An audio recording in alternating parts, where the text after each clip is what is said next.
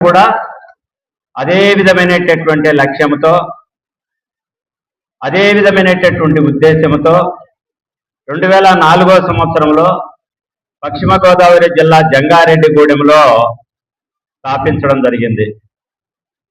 ఆ రోజు యాక్సిడెంట్ అయినటువంటి సందర్భంలో ఆ వ్యక్తి సకాలంలో కనుక హాస్పిటల్కి చేరకపోయినట్లయితే ఆ వ్యక్తి ప్రాణాలు కోల్పోతే ఆ కుటుంబం అనాథ పాలవుతుందనేటటువంటి ఒక ఏకైక తలంపుతో మన వ్యవస్థాపకులు రామచంద్రారెడ్డి గారి యొక్క మానవతా సంస్థను ఏర్పాటు చేయడం జరిగింది.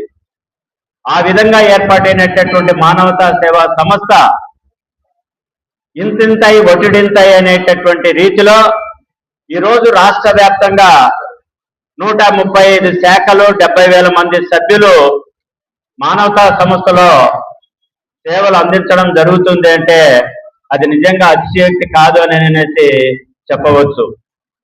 ఎందుకంటే కష్ట సమయంలో ఉండేటటువంటి సాటి మానవుని ఆదుకోవడమే మానవత. ఈ రోజుల్లో మనం చూస్తే సమాజంలో స్వార్థం అనేటటువంటిది రోజు రోజుకు పెరిగిపోతూ ఉంది.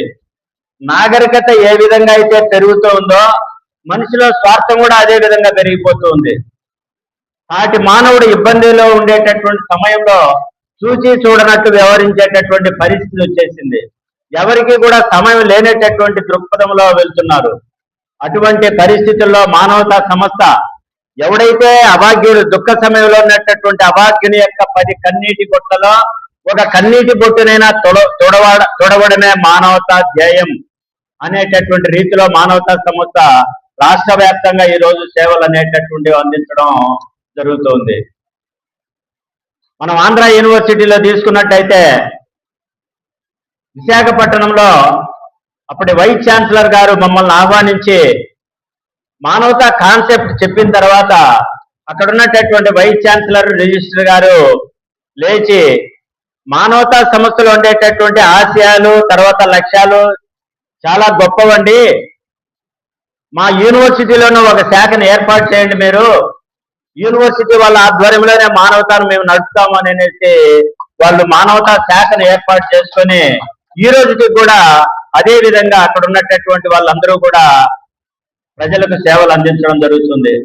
అదేవిధంగా లాస్ట్ ఇయర్ కడప యోగి వేమన యూనివర్సిటీలో teaching and non teaching staff ఎంతమంది ఉన్నారో అంతమంది కూడా సభ్యత్వాలు అనేటటువంటి తీసుకొని వాళ్ళు మానవతా సేవలు అనేటటువంటి కొనసాగించడం జరుగుతుంది అన్నమాట.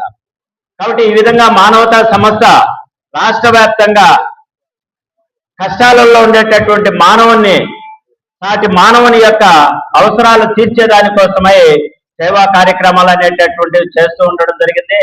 మరి గుంటూరు పట్టణంలో కూడా రమేష్ గారి యొక్క ఆధ్వర్యంలో అది అనేక సేవా కార్యక్రమాలు నిన్న మెడికల్ క్యాంపు అక్కడ పెట్టడం జరిగింది. కొన్ని వందల మంది అక్కడ మెడికల్ క్యాంపులో ఈ యొక్క సేవలు వినియోగించుకోవడం జరిగిందనమాట. గుంటూరు పట్టణంలోనే కాకుండా ఈ జిల్లాలో ఒక 8 శాఖలు ఏర్పాటు చేసి అతి త్వరలో రమేష్ గారిని జిల్లా అధ్యక్షునిగా చేయాలని కూడా నిర్ణయాలు అనేటటువంటివి తీసుకోవడం జరిగింది. కాబట్టి ఇక్కడ గుంటూరు వాసులు మానవతా సంస్థను ఆదరించి దీని పురోభివృద్ధికి పాటుపడుతున్నందుకు మరొకసారి గుంటూరు వాసులందరికీ కూడా మానవతా సంస్థ తరఫున ప్రత్యేకమైనటువంటి ధన్యవాదాలు తెలుపుతూ ముగిస్తున్నాం. థ్యాంక్ యూ అని అంటారు.